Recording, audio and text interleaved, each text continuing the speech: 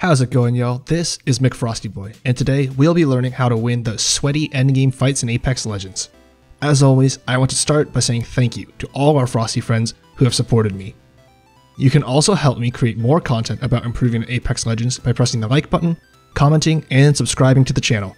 If you want to get some of your gameplay reviewed for free, or if you just want to hang out and talk about the cute cat Wraith skin, you can join your fellow Frosty friends on my Twitch stream or in our Discord server using the links below.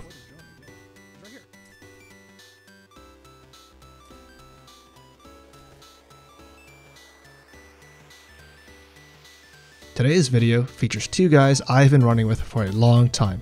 On Wraith, we have Hans, a solid diamond player with a reliable shot. And on Gibraltar, we have Pepega, who we like to refer to as Coach Pepega because he hit Masters last split and has an extremely constructive approach to instruction. What do you mean? I'm just making fun of myself. Dumb, stupid, or dumb? They've both been a big part of my improvement as a player, and I just wanted to give them a shout out before going any further. Okay, formalities out of the way, let's get started with our encounter with a squad in front of a containment and Bunker Hill. At a surface level, it seems obvious to take this fight with enemies that aren't facing us, but there's a lot more going into this decision than meets the eye. With so few squads during Circle 3, we're clearly approaching the endgame. The obvious goal we need to reach at this point is that we need to get into the circle. We lose if we don't make it there. There's three ways into the circle from this point. We could have made a portal play through Bunker and taken some ring damage before either playing Bunker Hill or the river. The fight from Bunker up to Bunker Hill is tough, however, and we've already heard squads on the other side of Bunker. We could also have circled wide into the pit, but it can be tough getting in and out of the pit if enemies lock down the entrances. So, we pick the least of three evils and fight through this squad in the gap, since it allows us to punch through the map choke and gives us a shot at slipping in front of the Bunker Hill squad. Plus, if for some reason this fight goes completely sideways on us, we have enough time to attempt a backup play through the pit. The takeaway here is that even though we see an easy fight in front of us, this decision carries a lot more weight because we're thinking ahead about what happens after this fight. My advice here is to always think ahead, always make plans, and always set goals. Even if things don't work out, the experience will help you build your internal game sense more efficiently. As we wrap up this fight, our worst nightmares come true as we find out that there are enemies on or near Bunker Hill and that there are enemies in containment. A crypto drone makes it seem like a squad is cutting off the pit option, so we redeploy onto the watchtower. While it's tempting to try and get into a shootout with the nearest squad, which we could probably win, doing so would leave us weakened and vulnerable to a third party. This is a pretty cut and dried example of repositioning to avoid being surrounded, or, as Coach Pepega often puts it, being the meat to the sandwich. We take a position on the cliffs near Watchtower because we remember that there is an ending on the cliffs and there is an ending on the rock in front of slums. This keeps both squads on one side of us and leaves access open to slums in case the circle does end there. As soon as we see the circle is ending on the rock, we begin to move in that direction so that we can be the first to take the strong position in the end circle. There's a couple of things we can take away here. First, we notice that this entire time our squad is focused on finding the best position instead of fighting, and we're just trying to probe where we can stand without getting in trouble. We even get away with our Gibby getting knocked because we maintain enough distance to prevent a clean follow-up from the enemy. We also make the choice of our positioning based on prior experience with end rings.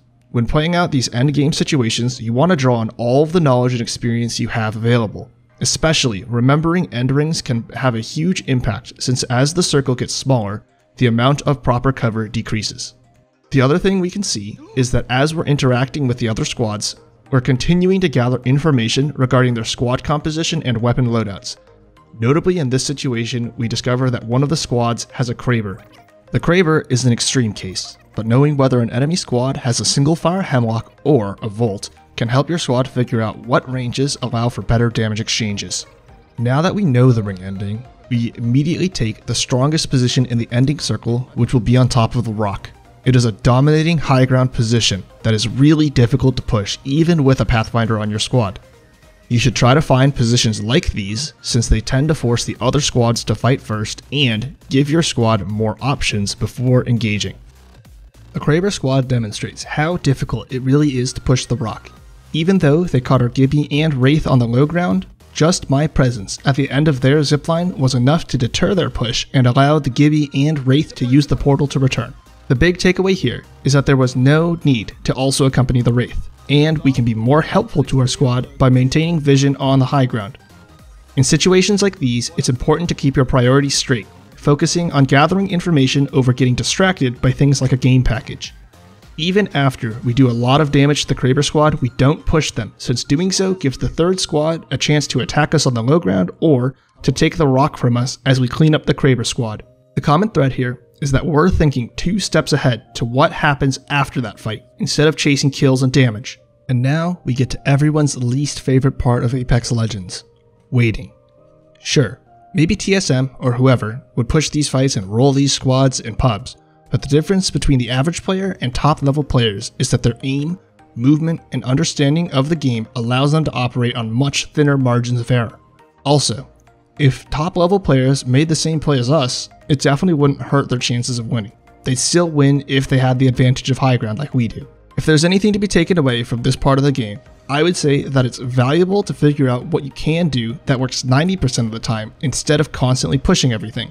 If you know what your bread and butter options are, you can start to take more risks and fall back on good fundamentals, and actually start to figure out what seemingly risky things are really part of that works 90% of the time group. That isn't to say that W keying isn't also a way to learn about the game, just that if you feel like you've plateaued or gotten stuck, maybe this could be a way to shake things up and figure some stuff out. We later get some information that the third squad also has a Pathfinder. This makes it 100% clear that we cannot give up the rock for any reason. Leaving the rock means that one of the other squads will take the high ground from us and make it way harder to win the game. The other thing we know now is that we need to be ready for an attack from almost any direction, since Pathfinder ziplines can come from pretty much any angle. It's definitely a little stressful, but the best thing you can do in these situations is to stay calm and continue to gather more information to inform your next choices.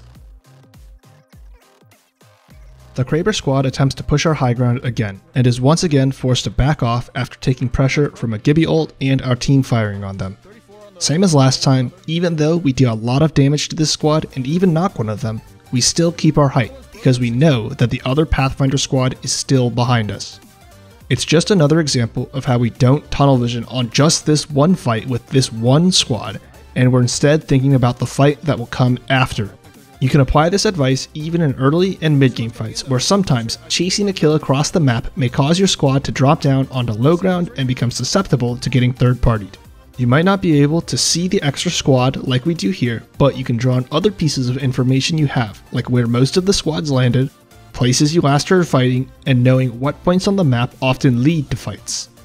The core concept to learn is to try to put together a story of what the other squads are doing, especially when you have downtime, like when looting or rotating, but also when fighting too, if you have the attention to spare.